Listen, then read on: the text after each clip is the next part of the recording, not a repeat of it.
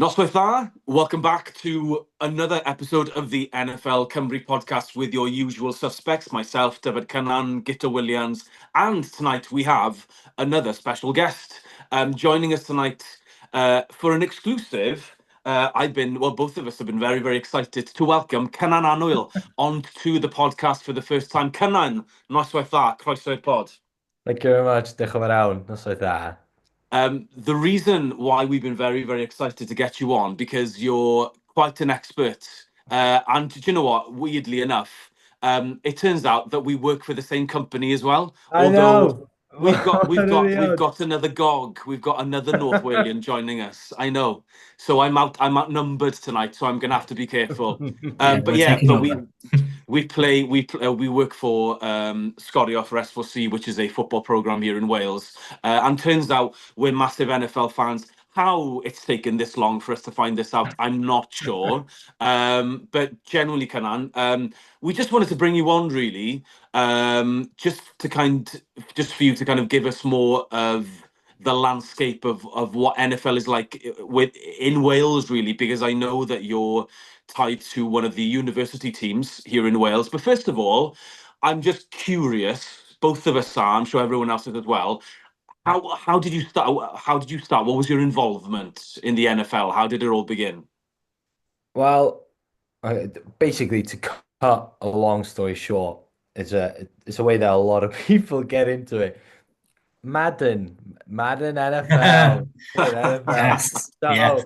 So basically, uh, rural farm boy, live on a farm, and then we used to have shearers from New Zealand co stay in our house, and then I didn't have any good games on the Xbox, but he brought his, and he had a bunch of games, and Madden NFL 11 was one of them.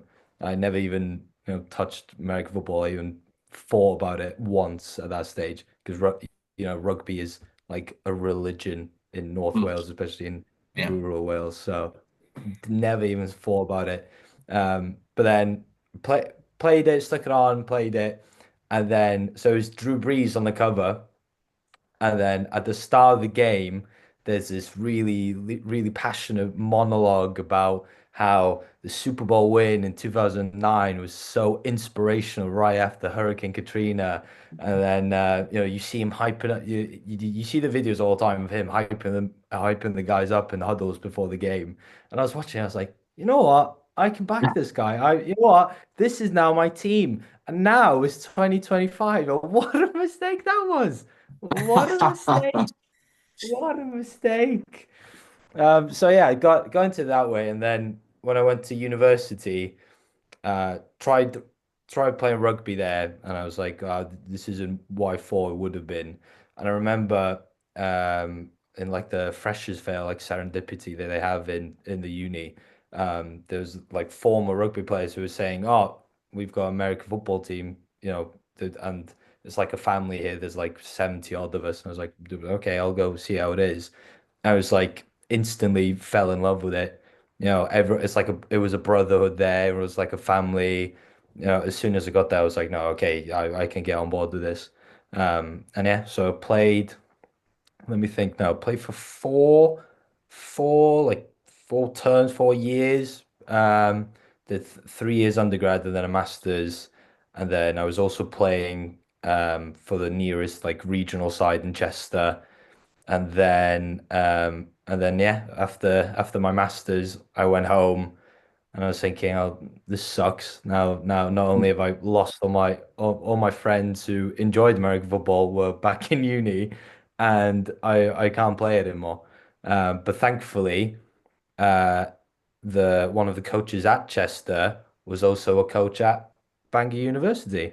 So then he drew me into coaching at Bangor. I was a defensive line coach, and then just progressed through the year, and now we're here. Now I'm here Wow.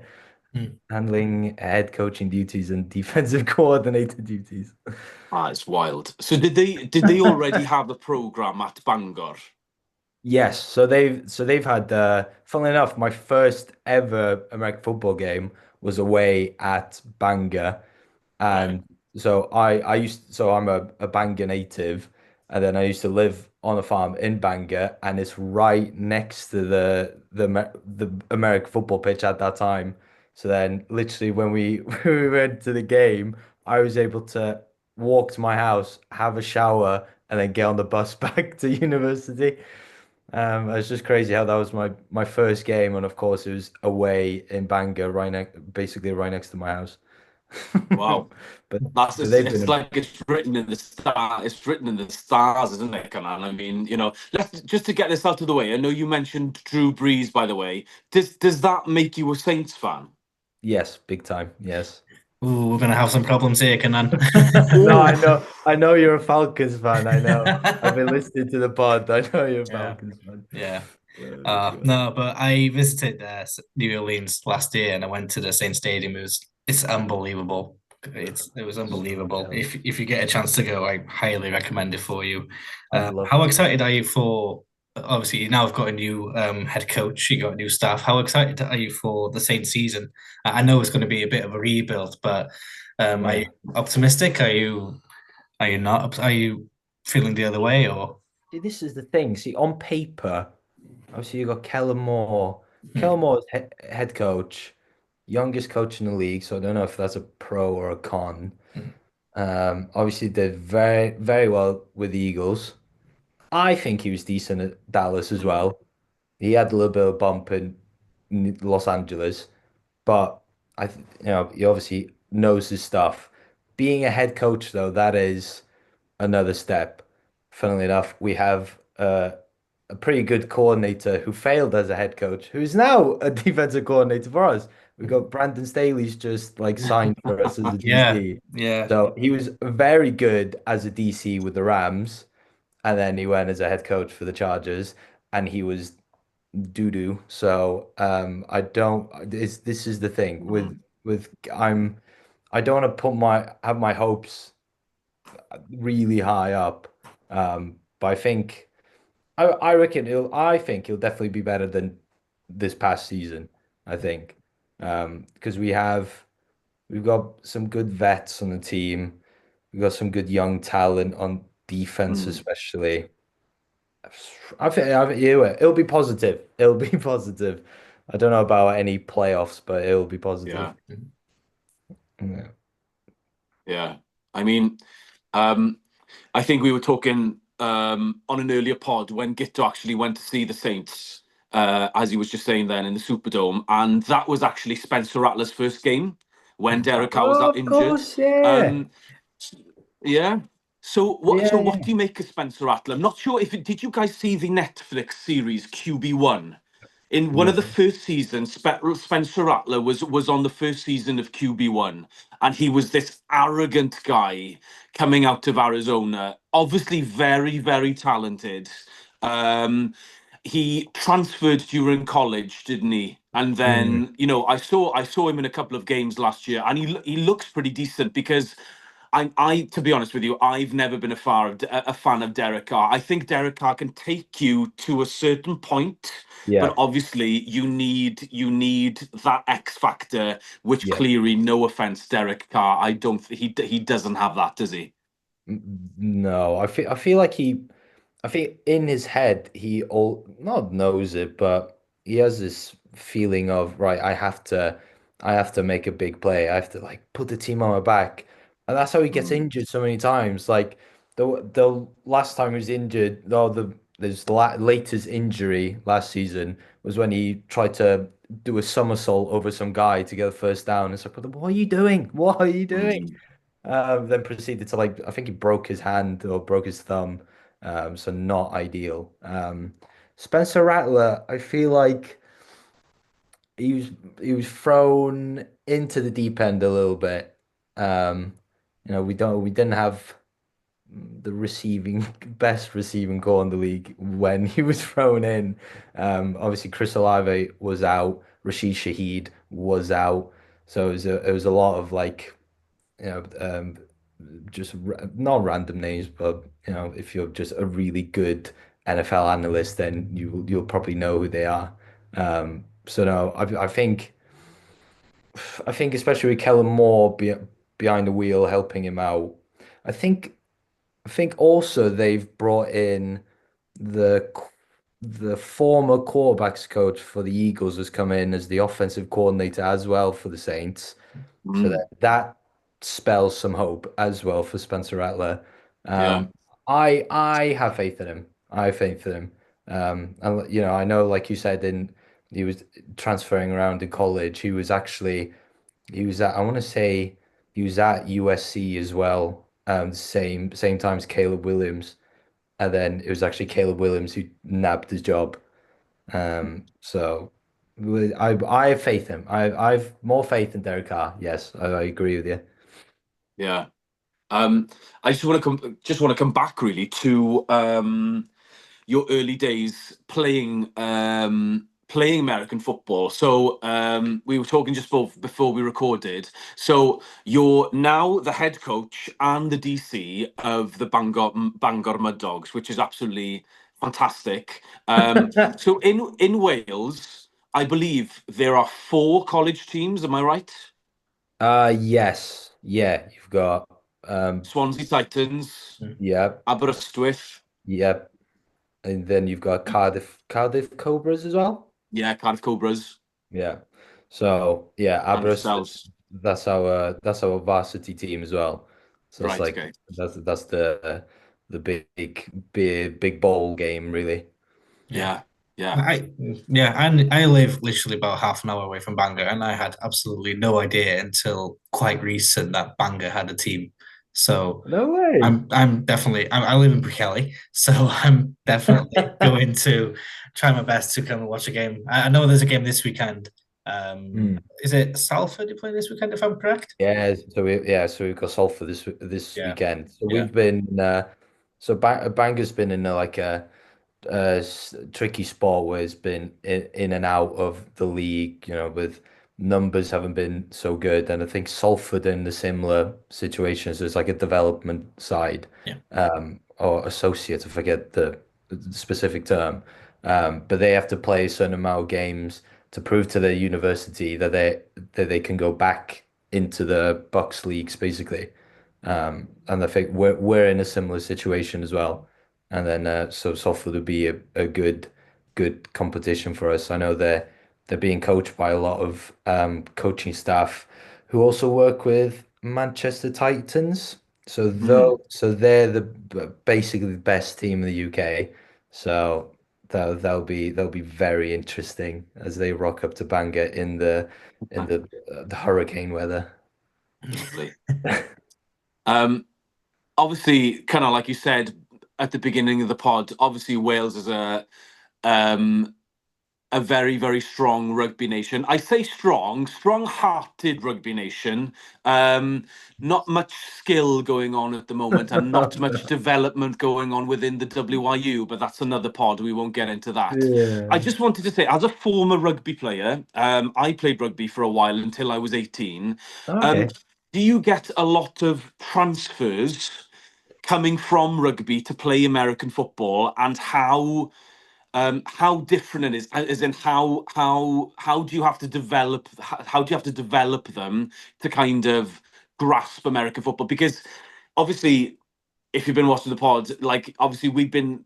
I get thrown that question a lot about Louise Rees-Zammit, and how easy is it for him. Apparently, the British, or especially the Welsh media, think that it's literally gonna Ah, just I know. stuff like that, and then he's gonna slot into, and he's I gonna pick know. up a brand new sport. So, how is it with you with developing players? I think so. Just to put in perspective, so last year, I when I was coaching there, at a certain period, we were averaging about 7 people at training. So then it was just me and 7 guys. And then now it's turned around to we get about 30 odd to training now. But funnily enough, you would think, oh yeah, surely you'd get some people with some rugby experience coming over, but we don't have that many. From my playing experience, there were loads of like ex-rugby players coming over, and I think the tackling aspect is the most transferable, and that cuts down on a lot more like going like technique training and all that. So that's really handy. I remember when I was playing, it was literally like when we were doing like recruitment or the rookie taster sessions, whatever. They basically said, right, if you could play rugby, go to this side. If you can't, go there. And then it was basically, right, you are now on defense, you are now on offense, essentially. But I think the guys that we have, I know that one of our receivers used to play rugby, and then he can also throw the ball pretty well, so that's also transferable. Um, but yeah, go back to, I think there's a big stigma around American football, especially in rugby circles, because I got all flack once I went back home to play rugby. It was like, oh, Don, where's your helmet? Where are your pads? Oh, can't believe you're playing that. Oh, why do you need them? Oh, you're not hard, blah, blah, blah. You get it constant. I still get it now. So I think maybe why there's not so many rugby players coming over is because there's that stigma in a way. And also why, like you said, the Welsh media think that going into the NFL is going to be like that for Rees-Zammit, and it's just not at all. It's Yeah. just it's I don't know. I don't think they I don't think, like college level is massive, and then you got NFL on top of it, which is even more massive. Like college students, it's like 1% of college students get into the NFL. So to have someone who hasn't played at all try and jump in and be a starter, it's Yeah. nuts. It is, isn't it? It's like it's really hard, I feel, to try and put this into perspective. Mm, Because you know what, I've had exactly the same treatment with you with my rugby friends who I've tried to convert into American football, and they're all about, pads, helmets, you've got all that protection with you. But then again, my argument is, surely you can see that NFL is even more of a violent sport than American football, than rugby. Why do you think you need a helmet?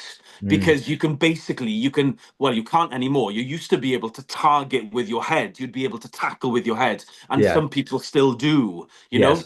There's rugby has been, especially in the last 5 or 10 years. They've been so strict on protecting the players, and I know they're all Mm, about that with the NFL as well.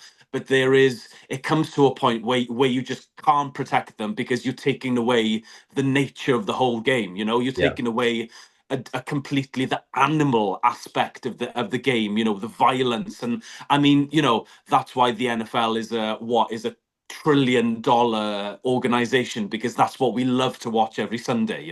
Yeah. I think a good comparison I always hear is, rugby is a contact sport, whereas American football is a collision sport Mm. because, Love in rugby you have a high tackle rule, whereas in NFL it just doesn't exist, does not exist. that. And like you said, and the Pro Bowl is a good example of how they're, slowly trying to take the contact away. There's that like the famous clip of Sean Taylor on a punt play, on a fake punt play in the Pro Bowl back in like 2007, where he decks the punter, like decapitates him basically, and it's in the Pro Bowl. There's nothing on the table. There's nothing. This is just like an All-Stars game. And he goes out of his way to do that. Yeah. But So yeah, basically, to all of you rugby fans or rugby players out there, that's what we're basically saying today on the pod, is the rugby players get mollycoddled because you can't do a high tackle and things like that. And no, I don't care. I'm no, putting I'm putting that out there. But there we are. no. They can come at me. It's all good. But there we are. Yeah. No, it's like, and like you said, I share the frustration of that.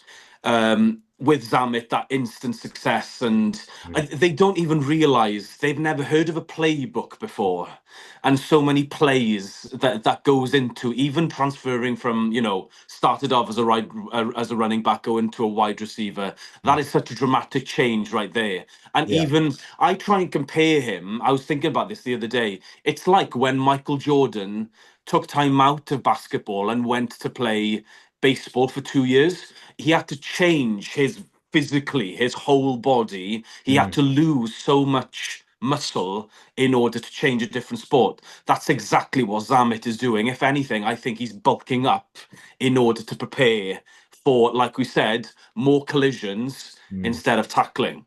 Yeah, no, the 100%. I think I've seen him in a couple of interviews lately, going over the Wales Island game, and it seems like he has put some more timber on.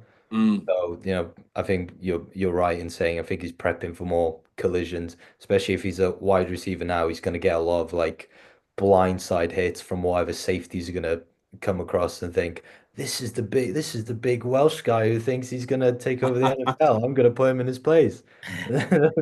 That's what he's got, a massive target on his back. Yeah, yeah. So I've seen a couple of his interviews actually when he actually mentioned as well last year. Obviously, we saw him play a couple of plays during preseason with Kansas City, and he didn't take as much hit probably as Americans wanted him to get, because obviously he's a rugby player coming into a different sport. So, but one thing he did say in the interview, in one of the interviews I watched, was that there was a lot of down times during last season. So he's using that as momentum or inspiration to do really well this season. So he's made it clear that he doesn't want to go back to rugby. He doesn't want to. This is his dream, and he's living it now. So it's great. And yeah, he does look a lot bulkier now than he did last season, I think. And you kind of see it like more on his chest and on his shoulders and stuff. So you can tell he's taking it very seriously. Do you think that Louise Rees-Zammit can influence more Welsh players to get into colleges, to get into like American football sports? Or Well, funnily enough, this coincides with what Dyfed was saying beforehand, saying, if there were many rugby players coming over this year, not many rugby players, but a lot of people who've been like, oh, I've seen or I've heard about Zammit, and I was thinking, a bit similar to you, Guto. It was like, I didn't even know there was an American football team here, so they were like, oh, well, I'll give it a go, and then they've been one of the one of the most the ones who are constantly at training, basically. They've been one of the best players to coach because they've seen all of it, probably all the build up before they even went to uni, and then just before uni, he was signed with whoever, and then they were thinking, this is a bit of me, and I think it is nice as well, because I was lucky with, in Bangor, the rugby club. They were very good. They were very good with me. They were like a family. They treat me very well. I think they treat everyone very well there. Um, but like, some rugby experiences might not be as good. So then they'll come into American football. They'll be like, "Oh, this is great." So yeah. I've lost my track of thought now, but yeah. Cynan, we were talking before. Obviously, the NFL are obviously branching out internationally. Obviously, we're having first game in Madrid this year. Australia's coming up. Dublin obviously is a big one for us in the UK. Surely, with that, especially if Zammit gets on the roster, and especially if he gets in a regular game.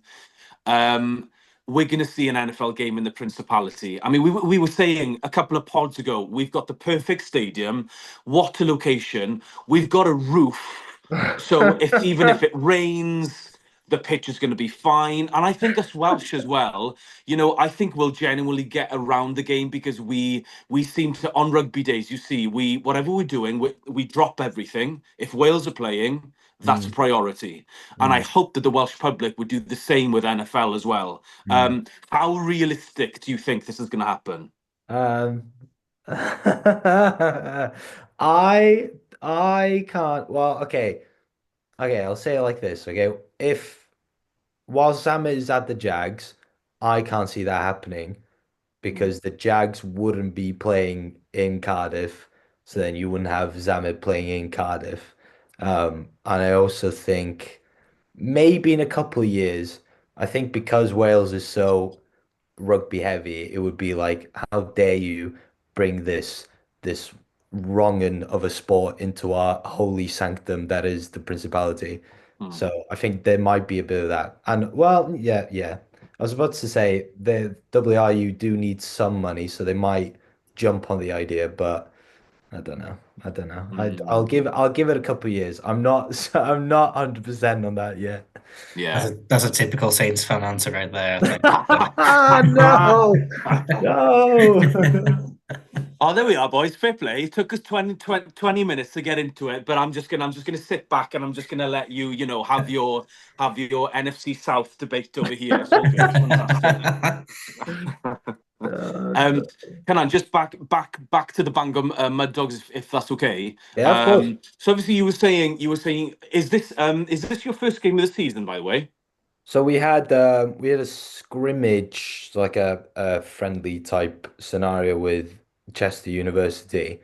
But this will be the first game, first friendly this year when it's like a proper like a large squad coming up to play against us. I think they're bringing about 40 players with them.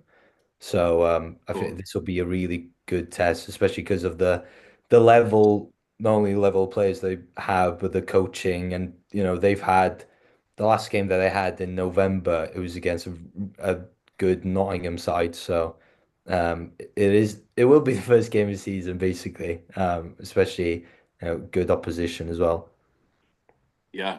So, and I take it because of the numbers in the squad or in the roster, I take it that some people have to double up on offense and defense. You know what? We've been pretty lucky actually that we've had the right people come in who would slot just nicely on defense and on offense. Obviously some of them have been told like, all right, if the going gets tough, you might have to be thrown into this, but we haven't come to that yet. And I think I'm really proud and really happy with the guys that we have. Especially consider when you look back at last year when it was like seven people average turning up, and now we're close to, well, 30, over 30 at a push. No, I'm proud of the guys. I'm happy that I get to coach them twice a week, even though they do stress me out a little bit. So, no Travis Hunters in your midst then. No Travis Hunters. No, no. Even though some of them would like to think they're like Travis Hunter. No, no Travis Hunters. Yeah, no. Yeah, yeah. By the way, for those of you who don't, Travis Hunter is potentially might be a top three pick in the upcoming draft in April. He is a wide receiver slash cornerback, although I think the majority of experts think that he's gonna go in as a cornerback. He's from Colorado. He's played with Mr. Shadur Sanders, who Yeah. again might be another top five pick as well, son of Deion Sanders, the Hall of Famer actually. So yeah, so that's something that we never see in the NFL, a dual player like that, a wide receiver quarterback. But anyway, so just before we finish, Canan, diolch yn fawr iawn. I really enjoyed this, and we'll have to get you back obviously to see how the game goes. Yeah, of course. When and where are you playing this weekend? So 12:30 in Treborth, the Treborth race tracks on the 3G there. So it'll be 12:30 until 3 o'clock. We're expecting rain, we're expecting wind, we're still gonna rock up. Clues in the name, Bangor Muddogs, we're still gonna rock up no matter the weather. Oh, class. Awesome. Amazing. Awesome.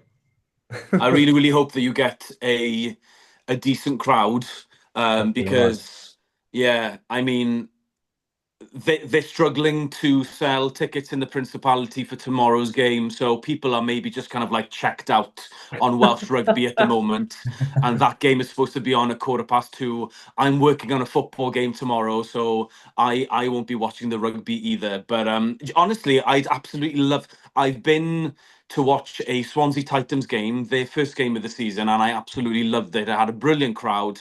I just love the atmosphere American football creates before a game. Me and Gito have been talking about this. There's obviously Americans do entertainment like everyone else, but there's something, like you said, there is a different buzz in the air before, and everyone's getting hyped in that huddle. And like you said, it's all about that brother mentality.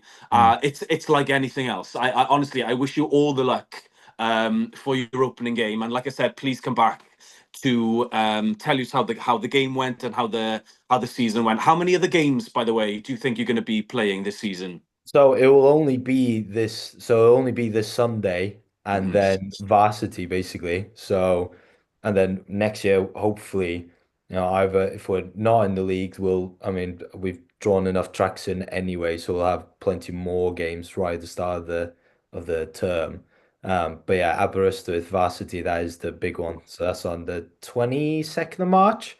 So and after the Salford game, there's going to be a month prep for that, and I've already been scheming stuff up. So now I'm looking forward to that one. Amazing, fantastic. Get have you got anything else before we finish? No, just all the best on Sunday. I'll be rooting for the Muddogs, and I'll definitely have to come watch you guys. Definitely, I like I said, it was a surprise to me when I found out that there is a team a half an hour from where I live. So I'm happy with that because I believe the closest uni to me I knew of was Chester. So yeah, this is I'll definitely be following, and I wish you guys all the best on Sunday. Thank you very Absolutely. much. Kev Norgwch and Muddogs. Please go. Absolutely. Yeah. All out for the Muddogs tomorrow. Best of luck. Cynan, thank you so much for your time. Like I said, we'll definitely get you back very, very shortly on the NFL Cymru podcast. But it's lovely to have you on, and it's lovely to have guests and things like that. And really good to know more about in-depth about the college scene here in Wales as well. Fantastic. Anyway, guys, enjoy your weekend. Like I said, best of luck to the game. And me and Gito, we will probably be back either Sunday night or excuse me, at the beginning of next week. Diolch yn fawr iawn. Well, go Muddogs. Go Muddogs.